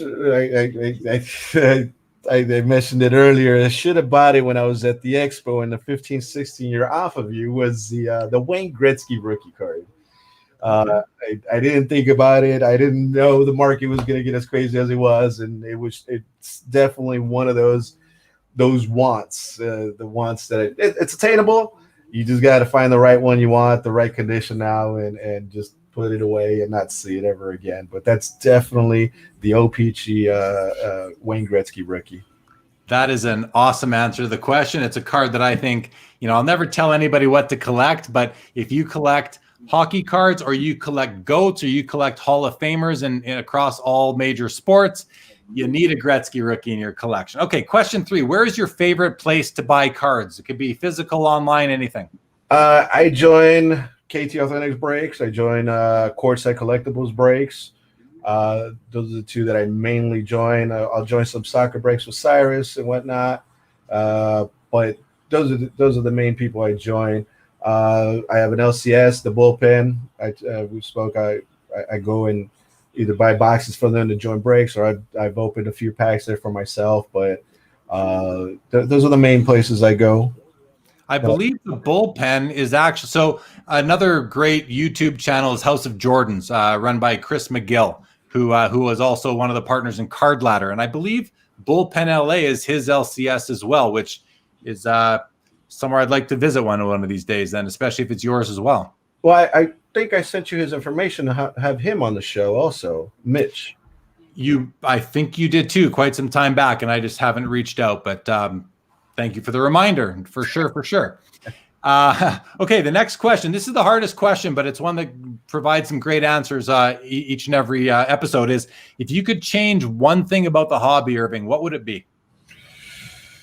I think that we touched bases on it, the licensing. If we can have more out there available for everybody, have everybody choose what they want, see the different products, see how UD makes it, Topps makes it, Panini makes it, Leaf makes it. If you can have all four companies just come to an agreement and say, okay, everybody just back in the market, we wouldn't, like I said, we wouldn't be paying $1,100 for a box of Prism. We wouldn't be paying, the ridiculous NT basketball at $4,000. So if we could change one, if we could change one thing, that would be it. Just share. Everybody have a piece of the pie. Everybody live happily together. Fair enough, man. It's an answer I've heard before. I think it makes a lot of sense. And the final question of the Sports Cards Live 5, Irving, is what is your biggest hobby purchase or sale regret? I still have not made my biggest purchase. I'm still looking for it. My dream purchase is still the Michael Jordan Wings poster signed. So that I'm still looking around for one of those.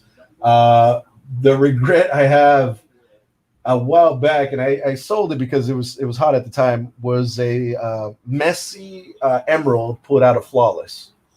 And at that time, it was going for about $600-700. I used that money, I think, to go to AC. I wish I would have kept it. I don't have any Messi cards with me. That's it. That's what I'm looking for, right? Is something that, and we've all sold something too early, right? Everybody has sold something too early, and I like to hear what the one thing was that sticks out in your head, or you bought something too early and then it tanked too. Oh, I had a stack of Gordon Beckhams and I got rid of all of them. But I'm not going to put the person on blast. A lot of people know who he is. Back in 2009, like I said, I joined Elite Break. Elite's baseball break was one of the products I joined, and in that break, I landed the Angels, 2009. So out of that break, I think it was either 5 or 10 boxes, 2 Mike Trout autographs come out. I still have one. One guy begged me, oh, I'm a huge Angels fan. I like Mike Trout, Bob. Can I get it? Sure. Sent it over. Nice guy. Here you go for your collection. Asked him a few years later, after 2012, maybe asked him in 2014. I was like, hey, you still have that Mike Trout? Nah, I sold it. Yeah. Stuff you could have back and just put it away. Yeah, especially with what ended up happening to it, for sure. I hear you. Okay, man. Thank you for taking part in the Sports Cards Live 5. The next segment that I do is called the PC Card of the Day. This is where I show a card from my collection. I am a collector that ties into my guest for the evening. And since you are from LA, I've got 2 cards I'm going to show tonight. They're both LA Kings cards. We've had some people in the audience say we've had some, here we go, Boo Kings from Devs, right? People, I think that's Josh now that I look at the picture. You know why he does? Because the Kings beat the Devils in the Stanley Cup. There you go. There you go. Now it's all coming together. That is Josh. I didn't realize that was Josh this whole time. Okay. What else? So I show a couple cards. So I'm going to show you 2 cards, Irving, that I brought out. They're right here. So they're both LA Kings cards. Now, when I asked you about this, you said, do you have any Drew Doughties? Well, I have a nice Drew Doughty card. I have it right here. This is from the 2010-11 Upper Deck Ultimate Collection. It's called a Premium Swatches, and it's just a patch card. It's numbered out of 25. There's a jersey parallel, I believe, that's out of 50 or 100 as well, but these are a lot nicer. It's tough to see the colors in this lighting, but I am going to put a scan up in a second on the screen so you can see just how nice this card is. So I completed this whole set. It's like 50 cards, and the Doughty is one of them, and it happened to be one of the nicest patches in the whole set that I completed of these that I built back in 2011, 2012. So I've almost had this card for 10 years. The second card I'm going to show her, this is a nice one. This comes from the 2010-11 In the Game Ultimate Memorabilia 10th edition. It's an Ultimate Emblem 1/1 of Rob Blake. Oh, look at that patch. You like that? Filthy. That is filthy. Isn't that beautiful? Oh, yeah. And I'm putting it right on top of the Boo Kings comment. Right on top of the Boo Kings comment. Looking down on you, Josh, and your Devils. So those are the two cards. Here, I'll quickly just show them to you so you guys can see the full impact of them. There you go. So there's the Doughty, and I will just move it over here. And there is the Rob Blake that I just showed you from scans from my scan collection. So there we go. That is my PC card of the day for this episode. So thank you, Irv, for inspiring me to show these cards from my collection tonight. Of course. Let's go back. We're going to wind it up, Irv. We got a few more comments that have come in. We'll run through those, and then we're gonna end the show. And it's been awesome for sure. We've got a bunch of comments that have come in the last few minutes here, so I just want to address those. Simon says, what are Irv's thoughts if we now have an extended break till NBA season? I heard March restart. And if next year's rookie class is weak, does that drive current card prices even higher? I believe so. You'll still, well, it all depends on how the players play. So, if Zion becomes a bust this year, you're going to see it go down. So, same with Ja, same with Luka. So, if the players blow up, cards are still going to go up. You're going to see product, 18-19 product, 19-20 product still go up in price. If next year, the players, you got, I can't remember the kid's name from, I think is he from Memphis, or I can't remember the kid's name that's supposed to go number 1, and then you got Ball going number 2 or 3 or something like that. If they're not going to be good, that speculation is already high right now. Yeah. If they start playing and they're no good, you're gonna see it not be Prism basketball is not going to be $800. It'll be $400 or $500, $600. So the rookies are what drives the product. For sure. Thank you for that. Nick says we all have two things in common: cards, and we love Irv. Yeah, man. I think people who didn't know you before the episode by now, they probably love you too. Billy wants to know, he says, after spending thousands of hours breaking packs professionally, do you still enjoy doing it personally? Will you buy a random box case to open for yourself? Yes, I still enjoy it. Like I said, I go to the LCS, I'll open a couple of packs for myself. I'll open retail for myself. I've done that before. I'll see a box and just pick it up, open it. Personal cases, I've opened, I want to say 2 in the last 2 years or 3 years, and they've both been transcendent WWE because I'm a huge wrestling fan. So I attended WrestleMania, and it was fun opening it. It was fun opening that WWE transcendent. That's funny. Here's a great comment, Paul. I've developed a fondness for Irv. It's too funny.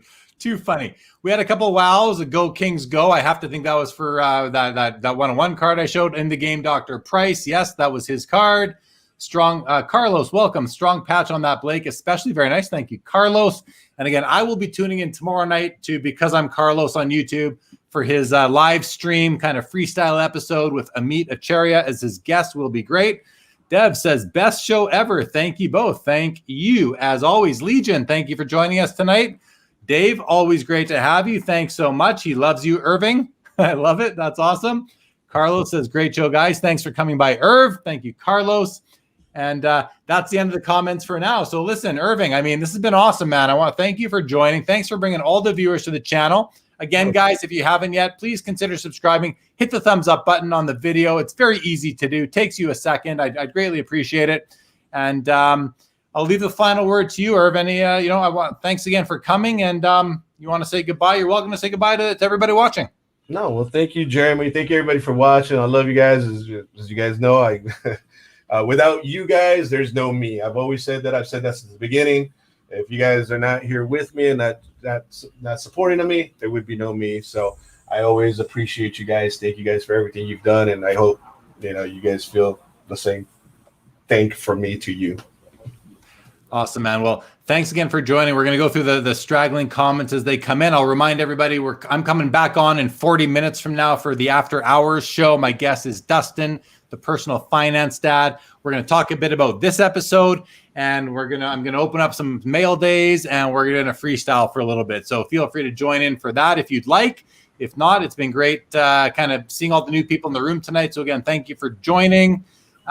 We've got and I'm going to go through the final comment, then we're going to end this broadcast. So Nick says, this was great. Thank you, Nick. Gary says, thanks, guys. Awesome show. Thank you, Gary. Greatly appreciate it. Paul, thank you so much. Tim, great having you. You are welcome for the great show. Now go live, Irv. Break something. You got customers waiting, buddy. No, sorry. No, put our cards, Irv. There you go. All right, guys, everybody, thanks again for joining. It's been a great episode. Irving, thank you for being my first group breaker on the channel. It's been awesome having you, man. I can't wait to see you in person at the next national or industry summit or whatever it will be. Will you be taking part in the industry summit this week coming up? Yes, I will be attending. I've already signed up. I'll be there during the day. So will I. Maybe we'll see you there on Monday, Tuesday, and or Wednesday.